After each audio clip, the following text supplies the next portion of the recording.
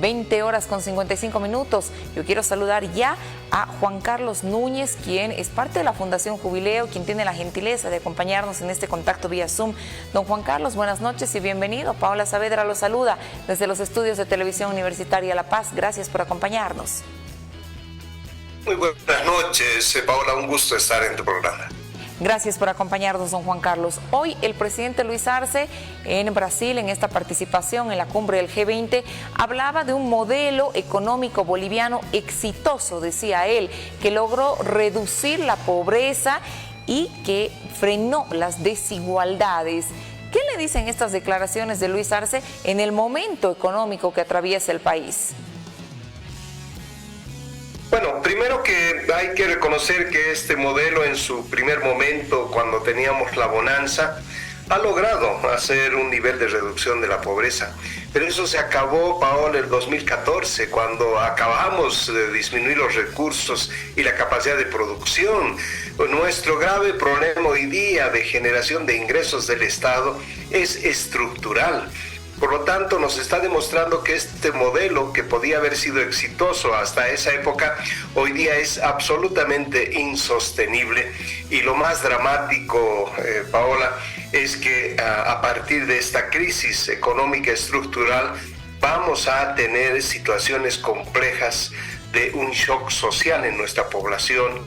Prácticamente sectores que hayan salido del umbral de la pobreza hoy día van a volver a retornar. La CEPAL dice que por modelos como el que en Bolivia hemos aplicado, en América Latina vamos a tener alrededor de 200 millones de personas que van a volver a la pobreza. Como Jubileo estimamos que aquí van a ser más de 2 millones de personas que van a sufrir la misma situación. Y estamos empezando a mirar todavía la punta del iceberg, Paola. Todavía la crisis no se ha acentuado, los efectos los estamos viviendo día a día, pero si algo tiene que saber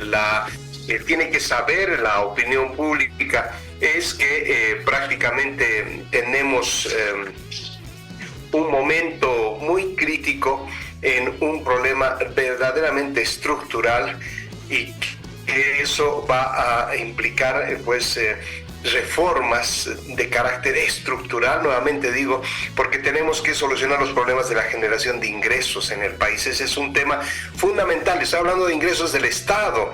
Pues hoy día el ingreso fundamental era de la venta del gas a Brasil, Argentina. Ya no tenemos el contrato con Argentina, solamente con el Brasil, y esto nos está llevando a que no existan divisas, pero tenemos un alto nivel de gastos. Este modelo es excelentemente redistribuidor, pero en ningún momento muy eficiente en la generación de ingresos, y eso nos ha generado un profundo déficit fiscal por este excesivo gasto público, que prácticamente ya llevamos 11 años desde el año 2013 en un crónico déficit fiscal, y claro, un hueco de esos alguien tiene que pagarlo. ¿Y cómo lo han cubierto? Lo han cubierto haciendo uso de las reservas internacionales y de endeudarnos como país. La deuda externa hoy día tiene un peso enorme de 13.500 millones de dólares, y esta es una situación insostenible. Por eso es que están rascando por aquí y por allá para conseguir las divisas, para seguir manteniendo esta política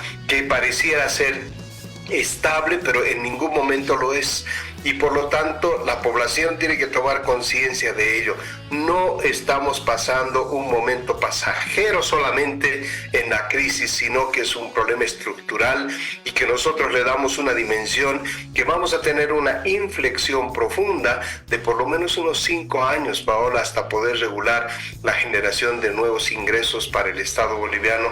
Y lógicamente este modelo tiene que tener ciertos cambios centrales para que ya deje de ser insostenible en el tiempo, porque lo único que se hace es traernos más daño. Don Juan Carlos, si me permite, bajo este análisis que usted hace, sin carburantes, sin dólares, con una deuda interna y externa millonaria, ¿cómo vamos a llegar a fin de año? ¿Cómo llegará el Producto Interno Bruto? Y lo próximo que se viene, ¿es una crisis energética también en el país? Efectivamente, porque el gran problema es que nuestra energía, qué importante es para un país la energía. Queremos hablar del litio, queremos hablar del mutún, necesitamos energía. ¿Y esa energía de dónde viene? Viene del gas. Hoy día la electricidad, la energía eléctrica que consumimos en el país, prácticamente el 73% proviene de termoeléctricas. ¿Qué quiere decir? Que son mecanismos que funcionan a través de gas también. O sea, la energía del gas es una base fundamental. Prácticamente el 92% de la energía primaria ofertada en el país es gas natural. Y eso es lo que hoy no se ha tenido la capacidad de explorar en su momento, y lógicamente se han dedicado mucho a la redistribución de los recursos, a ser muy buenos distribuidores de los recursos, pero nada en la generación de ingresos, y ahora veamos al mirar las graves consecuencias que esto va a tener adelante. ¿Cuál es la llave para devolver a Bolivia la estabilidad económica? Bueno, hay varias acciones que pensamos que hay que dejarles en manos de la responsabilidad de los políticos hoy día. Qué importante escuchar hoy día a los candidatos, no sus peleas internas, no sus problemas de ambiciones de poder, sino sus programas de gobierno. ¿Qué le van a plantear al país en cuanto a la necesidad de solucionar estos problemas estructurales? Es una crisis conjunta, Paola, la que tenemos, una crisis económica, una crisis social, que ya la he mencionado con ese shock que se nos viene encima, una crisis ambiental, que en muchos casos es hasta irreversible, y una crisis político-institucional, que prácticamente tenemos un Estado tan débil que tiene que enfrentar estos grandes temas estructurales. Nunca habíamos tenido una situación parecida, ni siquiera en la época de la UDP, la década de los años 80, y hoy día vamos a tener que enfrentar eso. Por ello es tan importante las elecciones nacionales. Medidas de corto plazo. Todos los candidatos van a tener que hablar de ajustes económicos, Paola.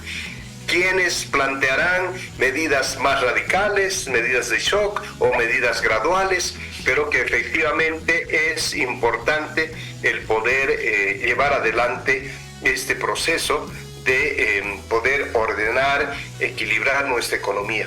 Pero lo importante es la generación de ingresos, y en este momento es lo que menos tenemos, y tenemos que empezar a buscar, y eso significan por lo menos 5 años.